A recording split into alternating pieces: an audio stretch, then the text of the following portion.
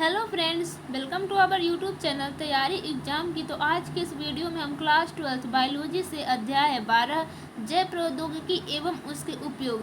तो इस वीडियो में हम एनसीईआरटी बुक से संपूर्ण पाठ का हल देखने वाले हैं। तो वीडियो को अंत तक देखें।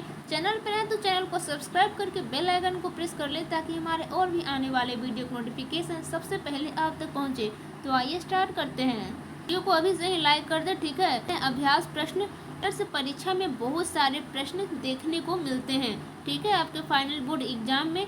तो वीडियो को अच्छे से देखिएगा। साथ ही साथ यह भी बताएंगे कि कौन कौन से जो प्रश्न है वो महत्वपूर्ण है। देखिए, अभ्यास प्रश्न की ओर हम लोग आ चुके हैं। प्रश्न संख्या 1 है बीटी।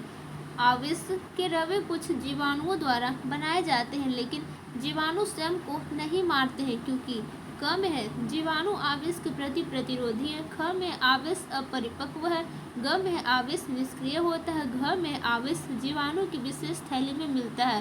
तो देखिए, जो इसका उत्तर हो जाएगा, आंसर हो जाएगा, वो ग हो जाएगा, यानी कि आवेश निष्क्रिय होता है, ठीक है।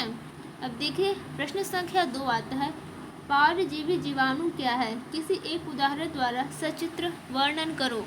तो देखिए, उत्तर हो जाएगा, जब किसी इच्छित लक्षण वाली जीव की जीन को जीवाणु के जीनोम में प्रविष्ट कराया जाता है तो विदेशी जीन युक्त जीवाणु को परजीवी जीवाणु कहते हैं, ठीक है। उदाहरण के तौर पर देखिए, मानव इंसुलिन आनुवंशिक प्रौद्योगिकी के द्वारा तैयार किया गया है। इंसुलिन 2 छोटी पॉलीपेप्टाइड श्रृंखलाओं का बना होता है, श्रृंखला ए व श्रृंखला बी, जो आपस में डाइसल्फाइड बंधों द्वारा जुड़ी होती है। मानव इंसुलिन की श्रृंखला ए और बी के अनुरूप 2 डीएनए अनुक्रमों को तैयार किया गया, जिसे ई कोलाई के प्लाज्मिड में प्रवेश कराकर इंसुलिन श्रृंखलाओं का उत्पादन किया गया, ठीक है। यही ट्रांसजेनिक जीवाणु है। अस्यूडोमोनास जीवाणु का ट्रांसजेनिक रूप तैयार किया गया है, जो समुद्र में तेल रिसाव से आगे है यहाँ पे होने वाले प्रदूषण को रोकने में सक्षम है, ठीक है। अब आगे देखिए, प्रश्न संख्या 3 है, आनुवांशिक रूपांतरित फसलों के उत्पादन के लाभ व हानि का तुलनात्मक विभेद कीजिए, ठीक है। तो उत्तर हो जाएगा यहाँ पे आनुवांशिक रूपांतरित फसलों के उत्पादन के लाभ, ठीक है। तो देखिए, उत्तर में हो जाएगा फर्स्ट में, इस प्रकार की फसलें पीड़क प्रतिरोधी होती है, जैसे बेटी फसलें। सेकेंड में आता है, इस प्रकार की फसलों में पौधों द्वारा खनिज उपयोग क्षमता में वृद्धि होती है।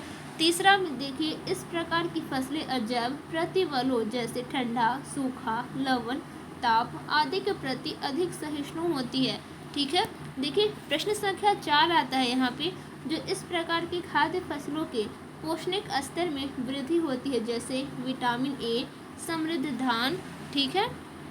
प्रश्न संख्या 5 है, रासायनिक पीड़क नाशकों पर कम निर्भरता, अतः पर्यावरण प्रदूषण रोकने में योगदान, ठीक है। छठा में है यहाँ पे, इस प्रकार की फसलें कटाई पश्चात होने वाले नुकसानों को कम करने में सहायक होती है, जैसे फ्लेवर, सेवर, टमाटर, जिसकी सेल्फ वैल्यू अधिक है, ठीक है। प्रश्न संख्या 7 है, ऐसे पौधों के निर्माण में सहायक है जिनसे वैकल्पिक संसाधनों के रूप में उद्योगों में वसा, ईंधन, यहाँ पे भेषजीय, ठीक है, भेषजीय पदार्थों की आपूर्ति की जाती है, ओके।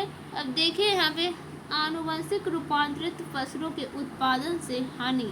देखिए, फर्स्ट में है, इस प्रकार की फसलों में वांछित जीन के साथ कोई अन्य जीन जैसे एंटीबायोटिक प्रतिरोधी जीन आदि होता है, जो एलर्जी उत्पन्न कर सकती है, ठीक है।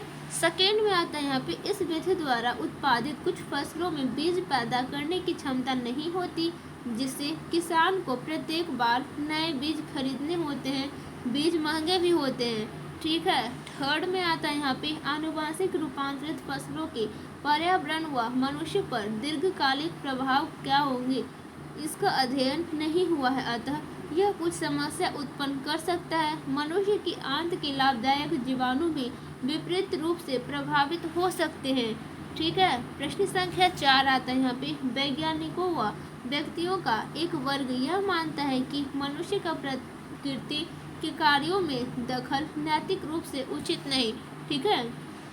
पांचवा है, फसलों में आनुवंशिक बदलाव से उस फसल पर निर्भर रहने वाले जीवधारियों पर प्रतिकूल प्रभाव हो सकता है। 6 में आता है यहाँ पे, इनका कोई जिन पराग कणों के माध्यम से लाभदायक कीटों जैसे मधुमक्खी में पहुंचकर विपरीत प्रभाव उत्पन्न कर सकता है। इस प्रकार की फसलों के उत्पादन से यह संभावना है कि कीट एवं पीड़क इस प्रकार की फसलों के प्रति प्रतिरोधी हो जाए और फिर उपयोग के लिए नए पीड़कनाशी एवं कीटनाशियों की आवश्यकता होगी। ठीक है। प्रश्न संख्या 4 आता है, क्राई प्रोटीन्स क्या है? ठीक है। उस जीव का नाम बताओ जो इसे पैदा करता है। मनुष्य इस प्रोटीन को अपने फायदे के लिए कैसे उपयोग में लाता है? तो देखिए उत्तर हो जाएगा यहाँ पे बैसिलस थ्यूरिनजिएंसिस जीवाणु ऐसे प्रोटीन का निर्माण करता है जो विशिष्ट कीटों जैसे लिपिडोप्टेशन, तंबाकू का कलिका कीड़ा, सैनिक कीड़ा, यहाँ पे है कोलियोप्टेरॉन, ठीक है, यहाँ पे है भृंगवा, डिप्टेरॉन, यहाँ पे मक्खी मच्छर को मारने में सहायक है। इन प्रोटीन्स को क्राई प्रोटीन्स कहते हैं। क्राई प्रोटीन जिस जीन द्वारा कूटबद्ध होते हैं उसे क्राई कहते हैं। ठीक है। आगे है यहाँ पे, ये विषाक्त प्रोटीन्स कई प्रकार के होते हैं। उदाहरण स्वरूप जो प्रोटीन्स जिन क्राई 1AC व क्राई 2AB द्वारा कूटबद्ध होते हैं वे कपास के मुकुल कृमि को नियंत्रित करते हैं, जबकि क्राई 1AB मक्का छेदक को नियंत्रित करता है। विशिष्ट बीटी जीन बैसिलस यहाँ पे है थ्यूरिनजिएंसिस से पृथक कर विभिन्न फसलों जैसे कपास में समाविष्ट किया जा चुका है। बीटे जीवाणु अपने बीजाणुओं के अंदर अनेक विष प्रोटीन्स को रगों के रूप में संग्रहित करते हैं। ठीक है।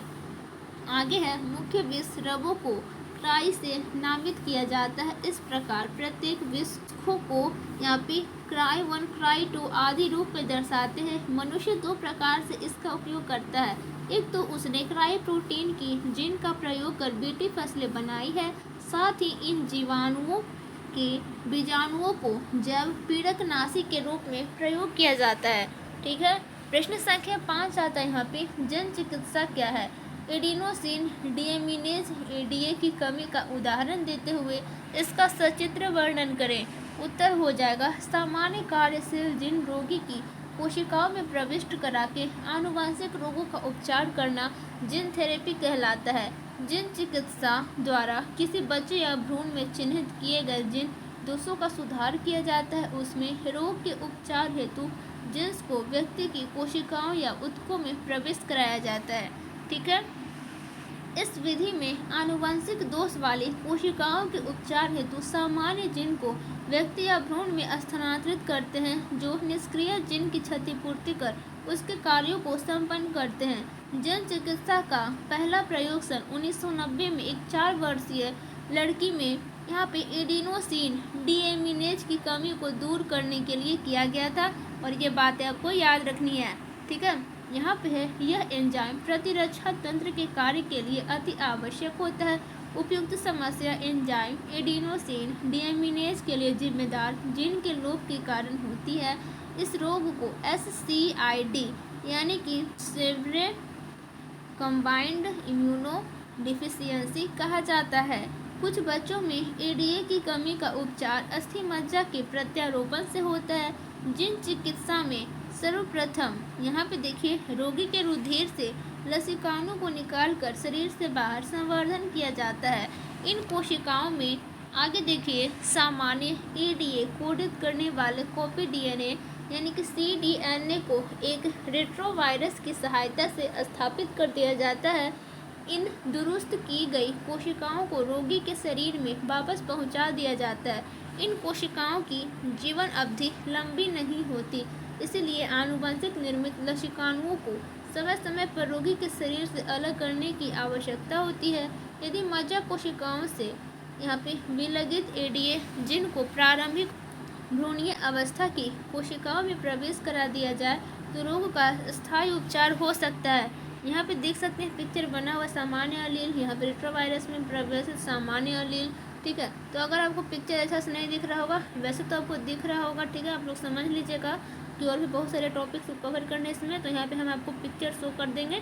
ठीक है। तो वहाँ से आप लोग देख के इसे पिक्चर को बना लेंगे। ठीक है। ये पिक्चर है जिन चिकित्सा की निदान तकनीकी विधि।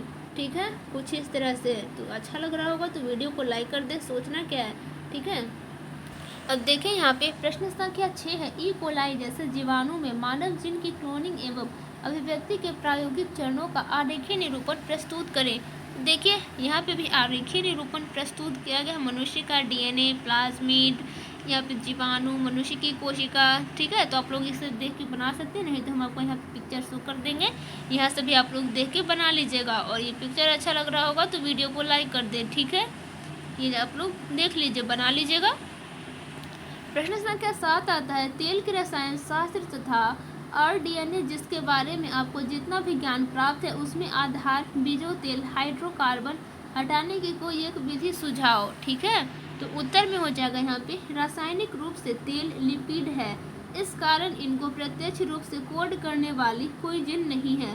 सिर्फ जिन प्रोटीन को कोड करते हैं तेल का अणु यहाँ पे ट्राइग्लिसराइड है, जो वजीय अम्ल व ग्लिसरॉल के अणुओं से मिलकर बना होता है। अतः किसी ऐसे एंजाइम का संश्लेषण रोककर जो विशिष्ट वसीय अम्ल के संश्लेषण हेतु आवश्यक है, उस तेल का संश्लेषण भी रोका जा सकता है, ठीक है।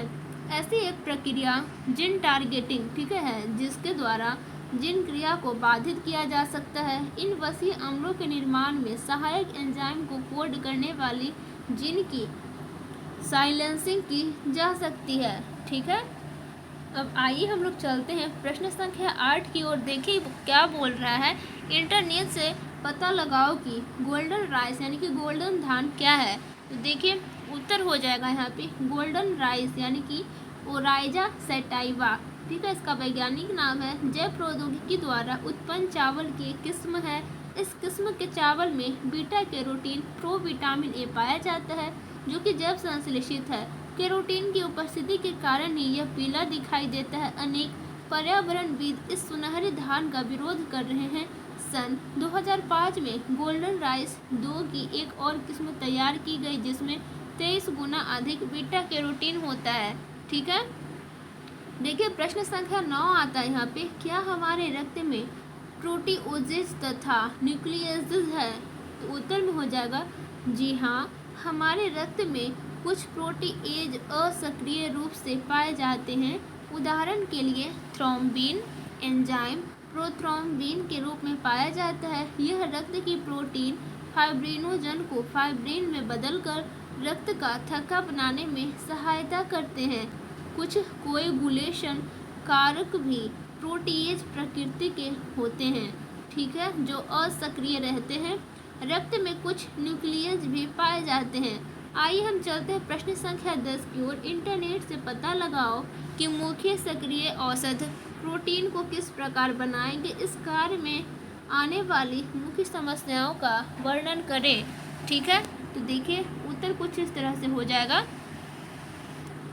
मुख्य रूप से ली जाने वाली प्रोटीन औषधि के साथ समस्या यह है कि प्रोटीन का पाचन आहार नाल में हो जाता है, जिससे औषधि अपना औषधीय प्रभाव खो देती है। आगे यहाँ पे इंसुलिन एक प्रोटीन है, इसी कारण से इसे अभी तक ओरली मुख्य गोली या कैप्सूल के रूप में देना संभव नहीं हुआ है, ठीक है, मुख्य होना चाहिए। प्रोटीन औषधियाँ इस रूप में अवशोषित भी नहीं हो सकती, क्योंकि यह अवशोषण के लिए बड़े अणु होते हैं। इसी कारण इंसुलिन को डर्मल इंजेक्शन के रूप में लिया जाता है। यहाँ पे मुख्य होगा, मुख्य, ठीक है। प्रोटीन औषधि को मुख्य रूप से लेने पर निम्न तथ्य दृष्टिगत रखने होंगे, ठीक है। तो जैसा कि आप लोग देख सकते हैं, फर्स्ट में इसका प्रोटीएज एंजाइमों से पाचन न हो, एंजाइमों से बचाव। सेकेंड में आमाशय भी अम्लीय पीएच से बचाव, पीएच प्रोटीन का विकृतीकरण कर सकती है, ठीक है। थर्ड में इसे ऐसा रूप दिया जाए जिसमें यह आंतों से अवशोषित हो सके, ठीक है।